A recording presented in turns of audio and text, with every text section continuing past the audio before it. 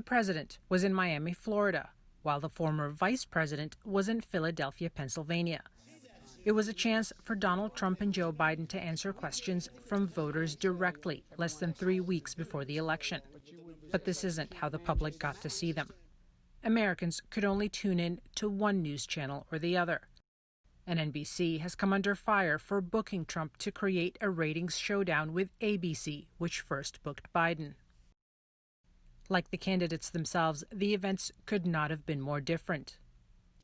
Biden giving long, drawn-out answers as he laid out his tax, climate, and criminal justice policies.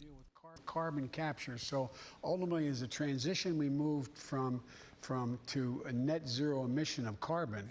On NBC, President Trump argued with the moderator as he defended his positions on white supremacy, mask wearing, and his Supreme Court nominee. Just the other day, they came out with a statement that 85% of the people that wear masks catch it. So, they didn't say that. I know that study.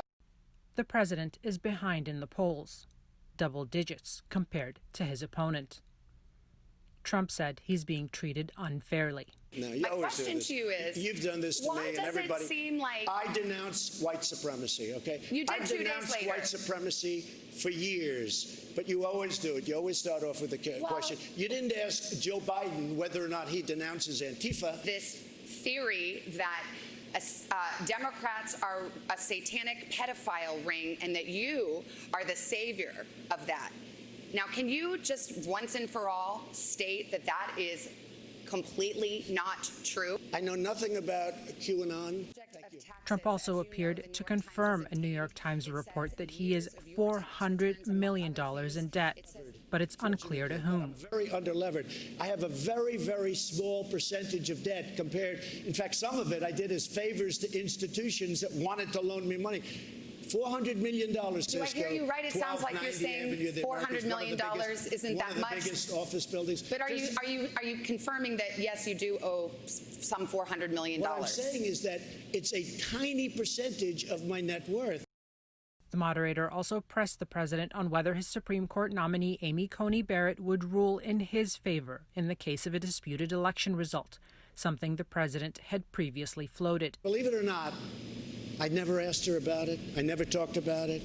I didn't talk about any of the obvious things that you could talk about. And I think a lot of people in my position might.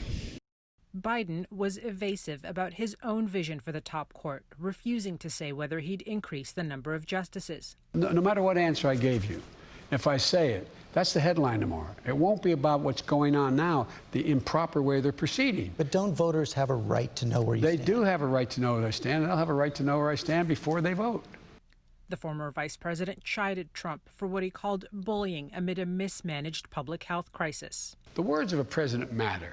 Absolutely. No matter whether they're good, bad, or indifferent, they matter. And when a president doesn't wear a mask or makes fun of folks like me when I was wearing a mask for a long time, then, people say, well, it mustn't be that important. On foreign policy, Biden commended Trump's deal to bring together Gulf countries and Israel. But he also claimed America is more isolated than ever before. He's pulled out of almost every international organization. He gets laughed at when he goes to the, literally, not figuratively, when he goes to the United Nations. I mean, it's not about the president per se, it's about the nation and the lack of respect that's shown to us.